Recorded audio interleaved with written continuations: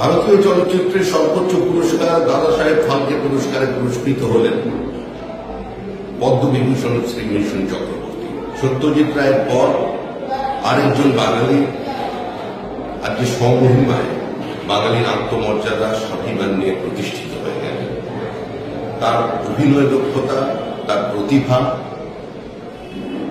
আজকে তিনি পেয়েছেন শুধুমাত্র একজন সফল বাণিজ্যিক নায়ক হিসেবে নয়, তার চরিত্রাভিনয় আজও মুগ্ধ করে চলেছে আপামর ভারতবাসীকে।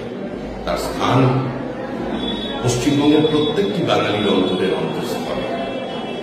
তিনি দাদা, তিনি ভাই, তিনি বাংলার ঘরের ছেলে।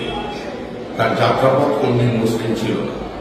সমর্পণ এবং সংঘর্ষের মধ্যে দিয়ে তার এই উত্তরণের জন্য আজ তাকে অনেক অনেক অনেক দাবি ত্যাগ। এই চ্যানেল কোনো প্রচার করে না হিংসাত্মক, ক্ষতিকারক বা অবৈধ কার্যকলাপ। এই চ্যানেল দ্বারা প্রদত্ত সমস্ত বিষয়বস্তু শুধুমাত্র একটি শিক্ষামূলক উদ্দেশ্যের জন্য। ধন্যবাদ। শুভেচ্ছা টিম আমার বাংলা নিউজ।